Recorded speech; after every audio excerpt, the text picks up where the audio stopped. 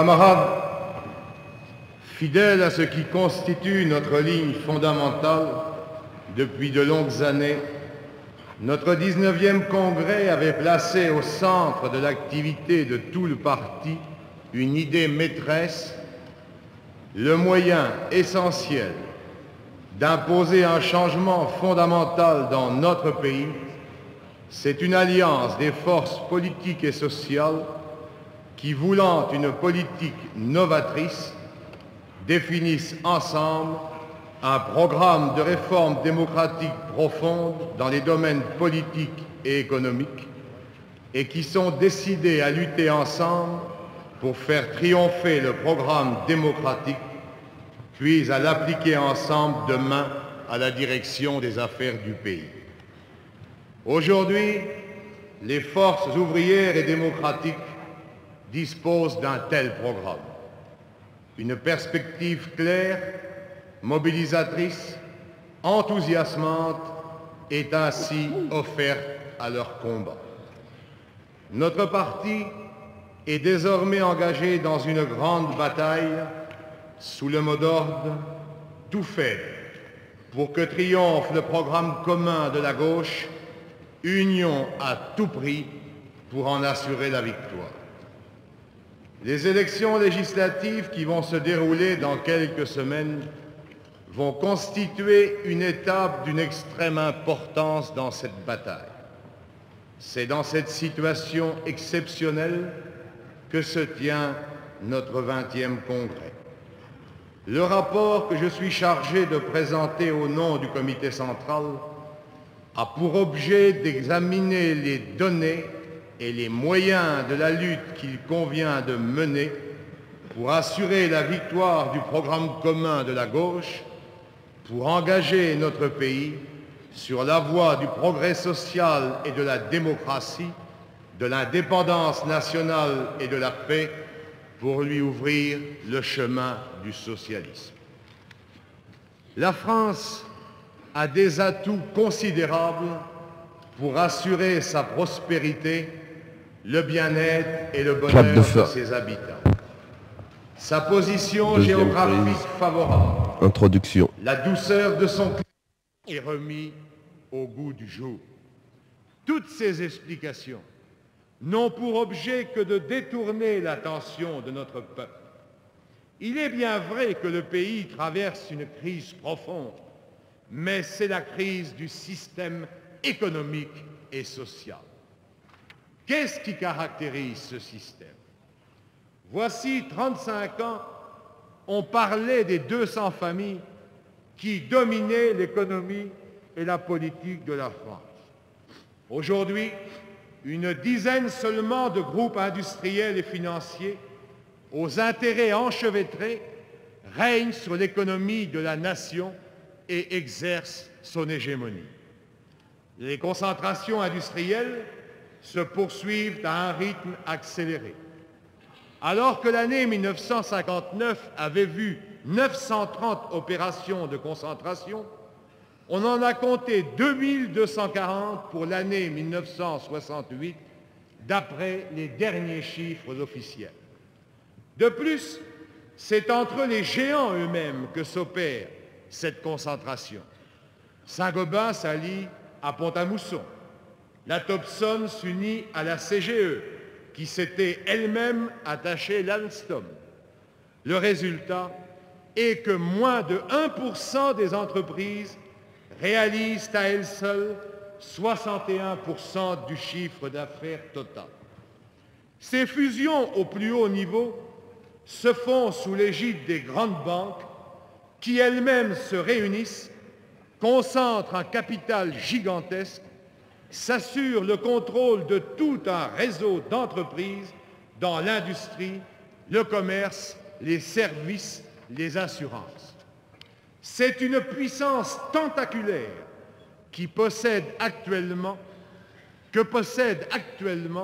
quelques groupes géants comme la Banque de Paris et des Pays-Bas, la financière de Suez, le groupe Worms, le groupe Neuflize-Schlumberger, le groupe Lazard, le groupe Rothschild. Leur influence s'exerce à travers un maquis de participation, de filiales, de liaisons et aussi d'hommes de confiance qui passent des cabinets d'affaires aux cabinets ministériels ou inversement. Pour ces grands groupes, les profits ne cessent d'augmenter.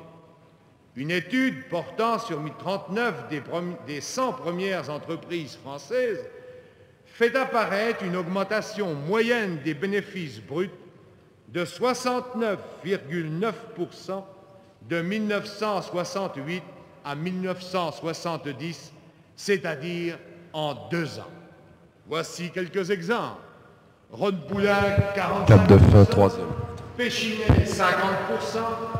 Roussel-Duclave, 55,8%. Fugine-Pulmar, 88,8%. C'était donc clap de fin sur le 3e plan. Pour intégrer les travailleurs au système d'exploitation. Voici 130 ans, Guizot disait à la bourgeoisie « Enrichissez-vous ». Aujourd'hui, l'idéologie du profit devient elle-même affaire d'État. Or, ce qui caractérise justement l'évolution récente, c'est que tous ces moyens, même employés à haute dose, ne permettent plus au système monopoliste de résoudre ces contradictions. Bien plus, ils ne font qu'aggraver et étendre celles-ci. C'est d'abord la contradiction fondamentale entre capital et travail qui s'accentue. L'écart se creuse entre l'accumulation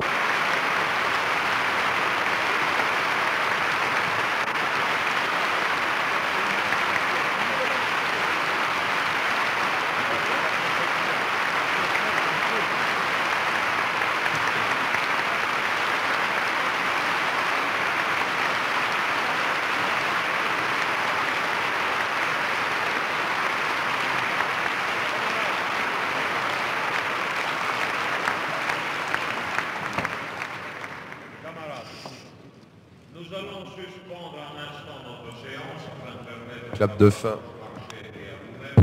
5.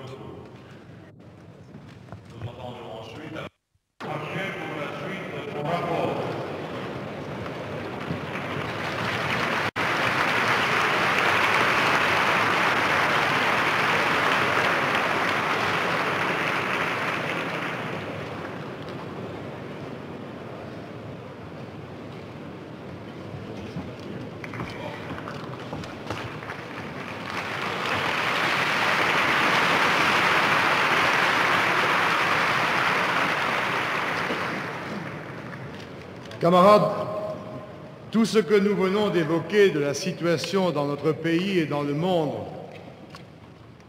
nous montre qu'il est nécessaire aujourd'hui en France et possible de substituer au régime des monopoles une démocratie économique et politique nouvelle.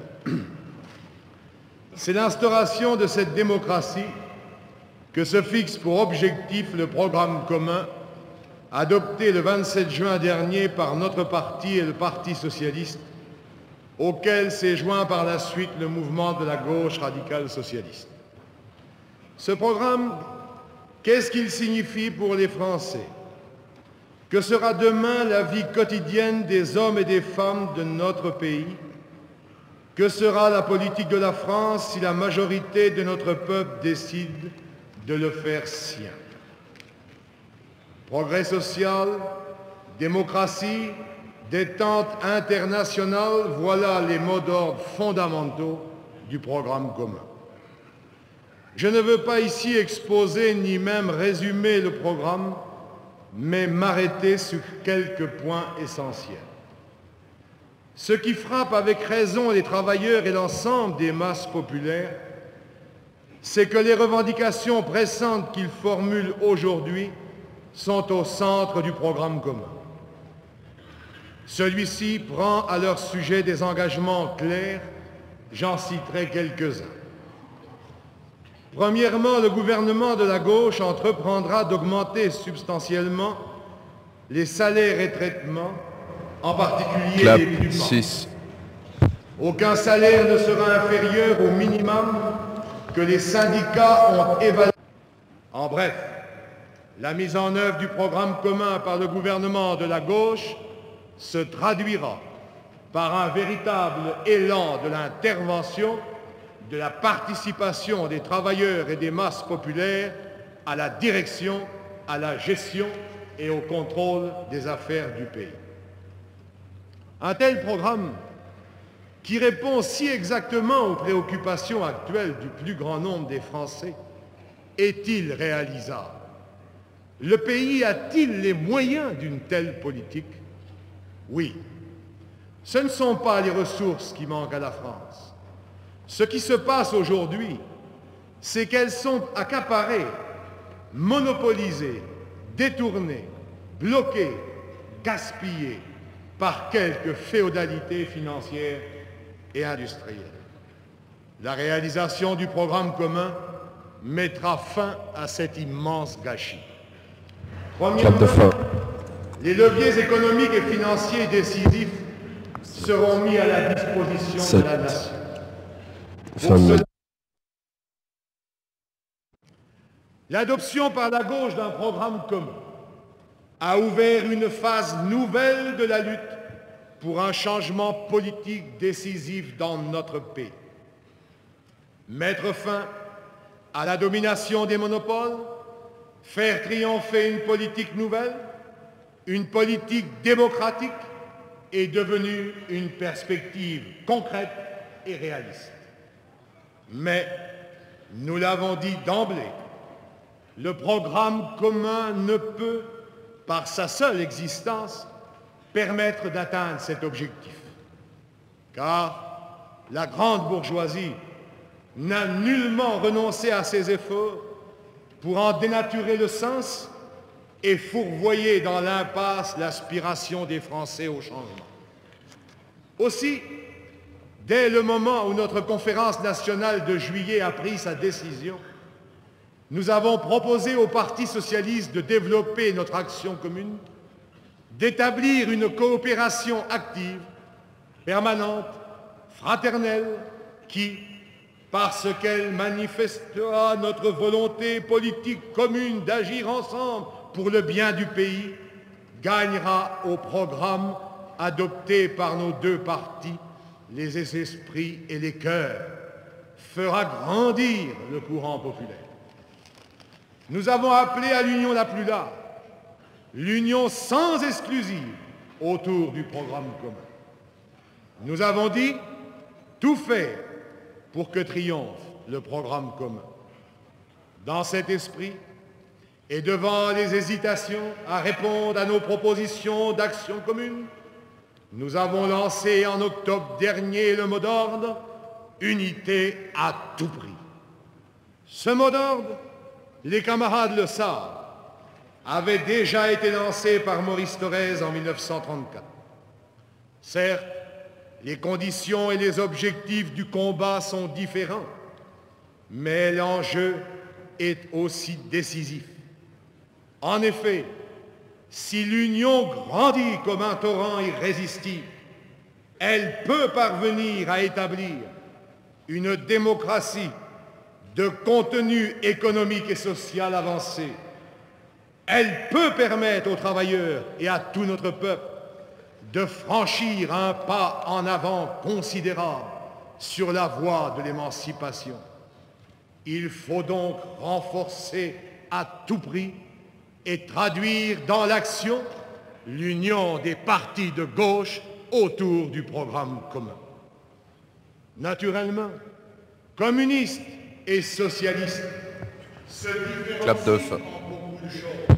8. Par exemple, nous avons, nous communistes, une population à Paris, Attention, clap 100 000 début, personnes, 9e place. répondant à l'appel du comité de liaison, Deuxième clap. ont participé à un meeting inoubliable où elles manifestèrent leur volonté de développer encore l'union et l'action pour la victoire du programme commun. Tout au long de ce meeting, un même cri a jailli. Dans tout le pays, ce cri s'élève et prend force, c'est Union populaire.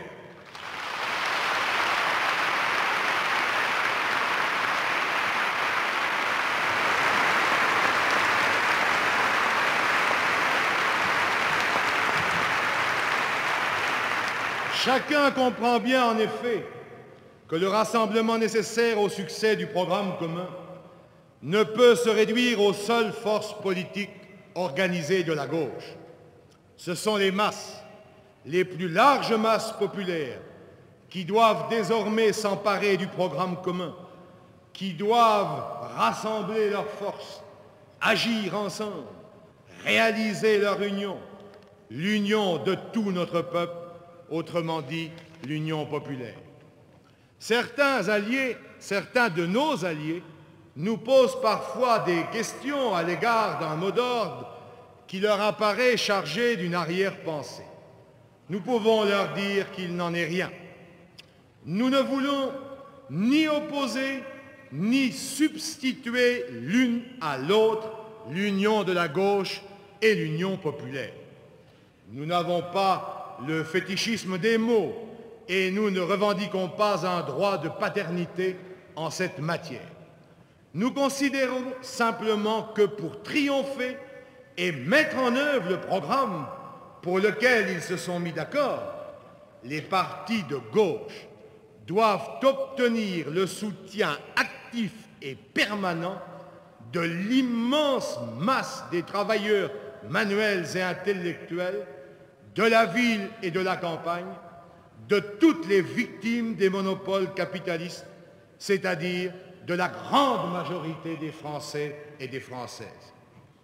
En cela, nous sommes guidés par un authentique esprit démocratique.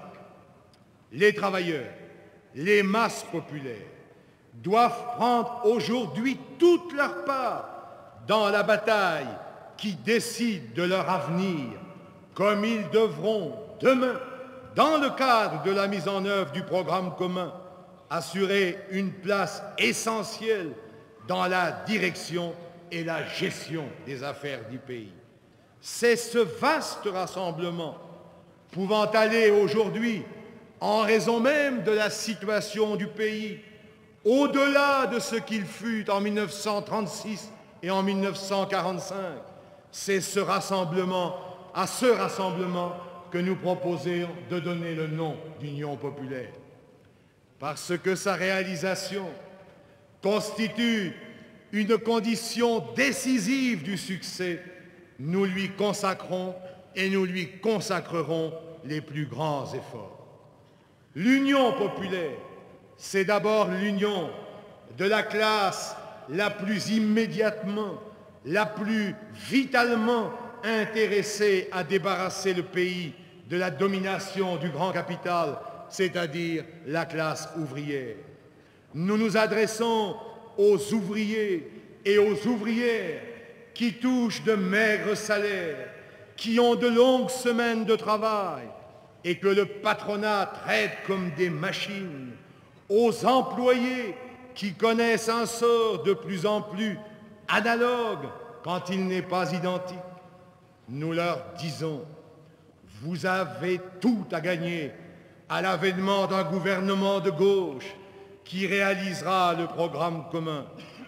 Toutes les périodes de notre histoire qui ont vu les partis de gauche exercer ensemble une influence décisive sur les affaires du pays ont été des périodes de grandes conquêtes sociales. Demain, vous pouvez obtenir plus de bien-être, de sécurité, de bonheur. Mieux, vous pouvez ouvrir la voie qui conduira à votre pleine émancipation. Soyez donc à la base, le noyau, le moteur du grand mouvement pour la rénovation démocratique et sociale du pays. Nous disons à l'immense masse des salariés, aux techniciens, ingénieurs et cadres, aux enseignants, à l'ensemble des intellectuels et artistes. Le grand capital porte atteinte à vos conditions d'existence, vous prive d'emploi, étouffe de plus en plus vos responsabilités créatrices. Le régime démocratique nouveau que nous voulons construire aura le plus grand besoin de votre compétence, de votre savoir, de vos talents. Il ne vous demandera pas de les mettre au service des privilégiés, mais au service de tous, au service du progrès social et humain. Prenez donc toute votre place dans l'Union populaire. C'est aussi l'appel que nous lançons aux paysans. Nous vous avons toujours considérés, paysans travailleurs, comme les alliés naturels des ouvriers.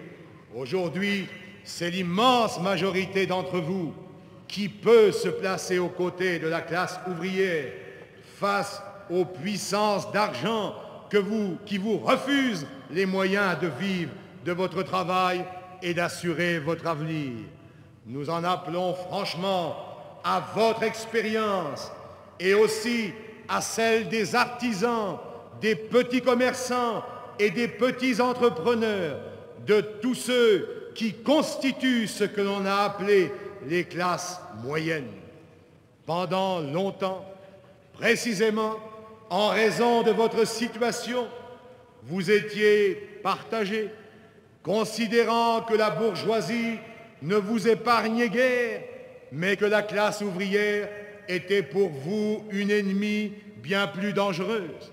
Aujourd'hui, la situation a changé.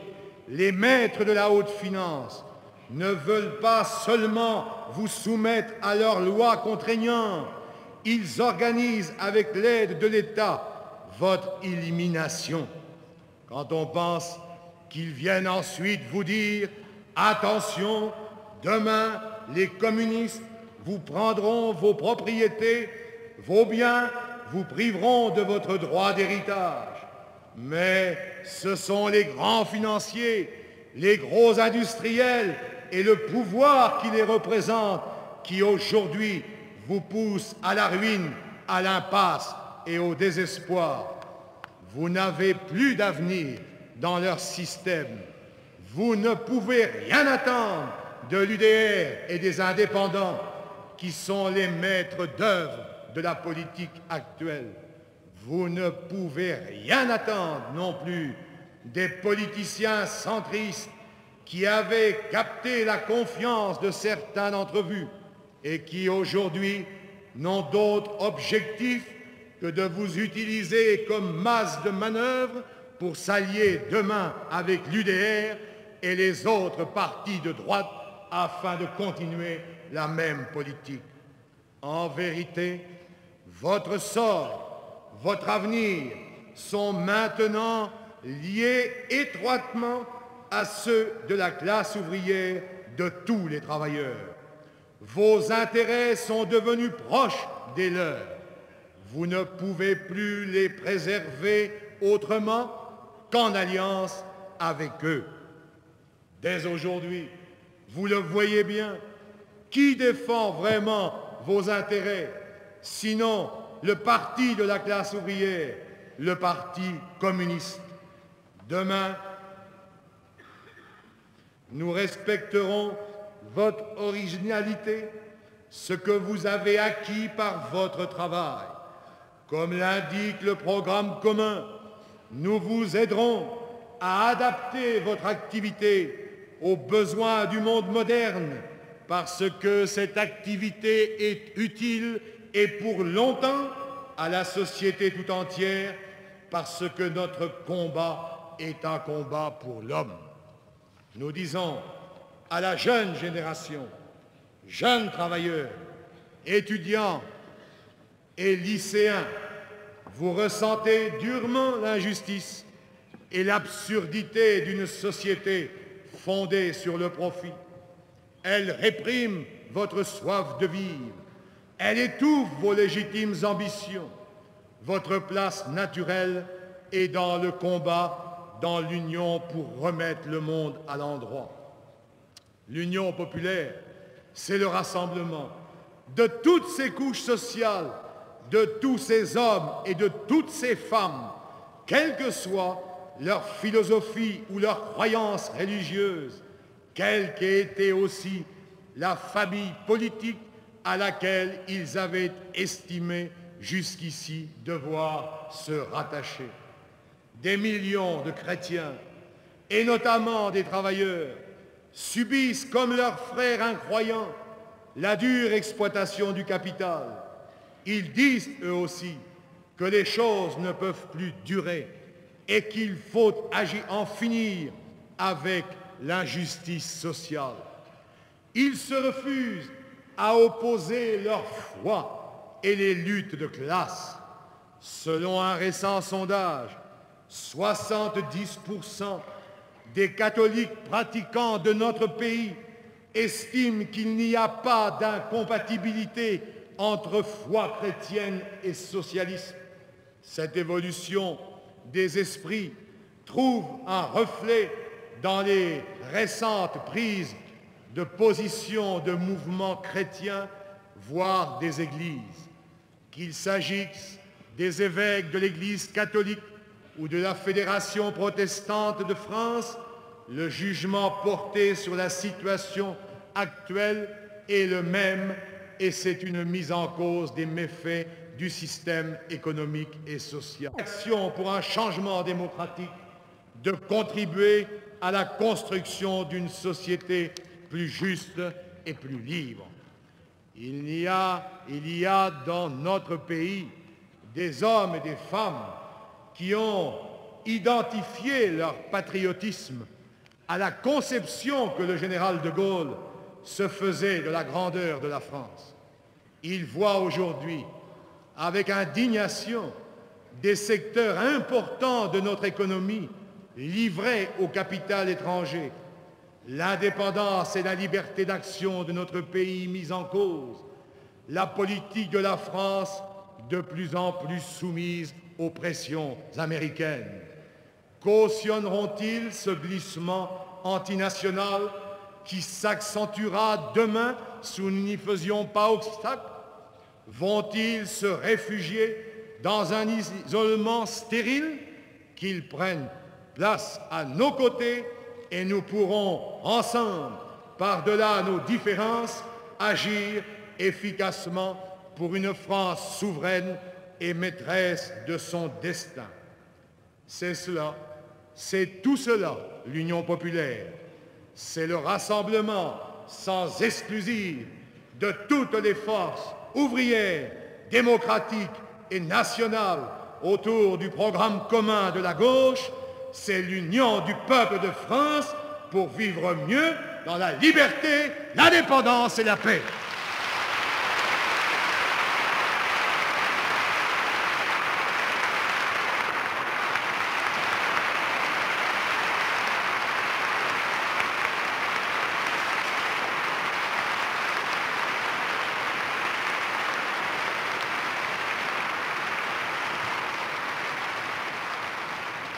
Camarades, notre parti a pris devant les Alors, clap de fin sera 10. Devant les masses populaires, un engagement solennel, celui de tout faire pour assurer le succès du programme commun de gouvernement.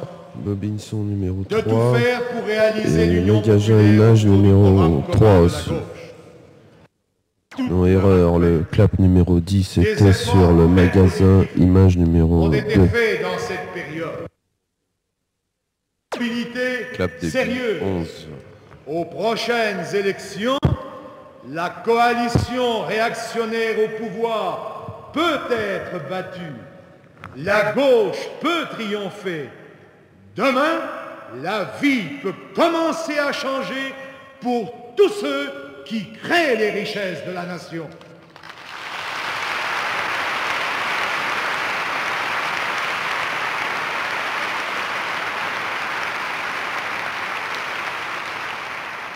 Chacun s'en rend compte.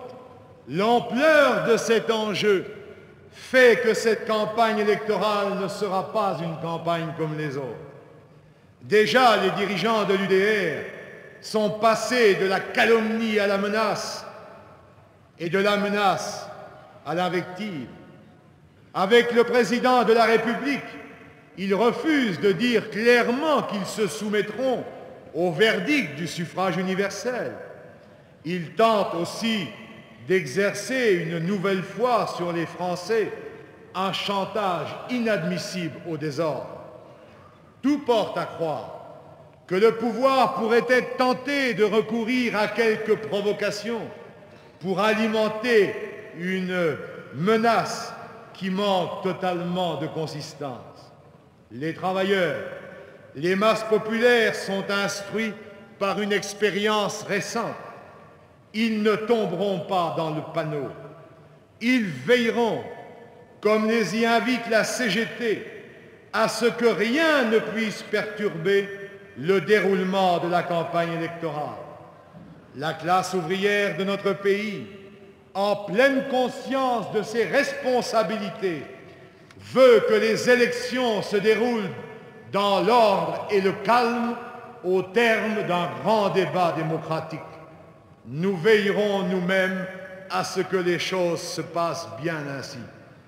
Les Français sont placés devant un choix fondamental, ou bien laisser se poursuivre et s'aggraver la politique réactionnaire actuelle avec les énormes gâchis, les souffrances et les désordres qui l'accompagnent, ou bien ouvrir la voie à la rénovation sociale et démocratique du pays grâce à la mise en œuvre du programme commun de la gauche. Nous entendons, nous, communistes, que les Français fassent ce choix en toute clarté, en toute sérénité.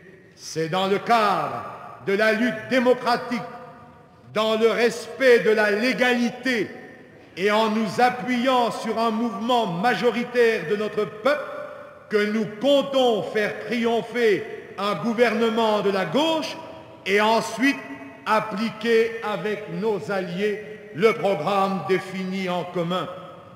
Nous gardons à l'esprit cette affirmation d'Engels, je cite, « Les partis de l'ordre, comme ils se nomment, périssent de l'état légal qu'ils ont eux-mêmes créé. Ils s'écrient désespérés, la légalité nous tue. Nous, au contraire, dans cette légalité, nous nous faisons des muscles fermes et des joues roses. »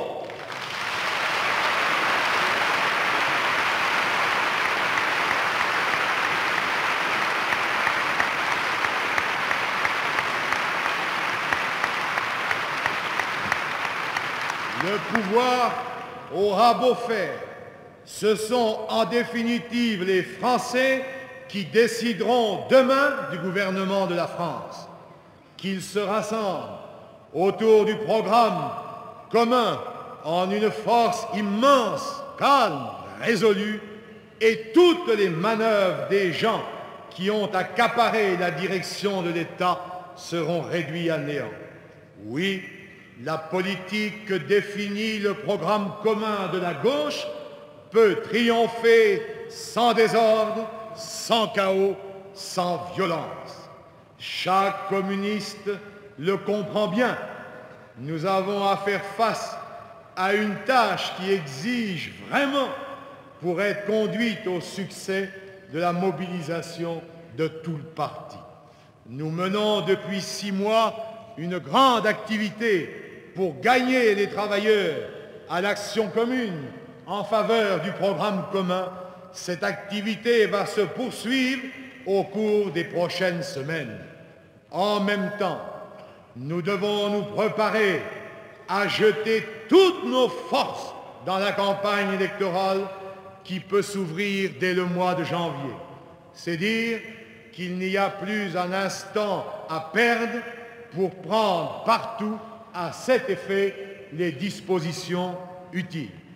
Notre parti compte un nombre sans égal de militants capables d'initiative, de dévouement, de sang-froid. Il peut faire appel à tous ces travailleurs, ces démocrates qui lui font confiance et voudront prendre dans cette bataille exaltante une part à la mesure de leur espoir. Nous avons besoin de tous pour faire de ces élections une victoire de notre parti, une victoire de la gauche, une victoire de la démocratie.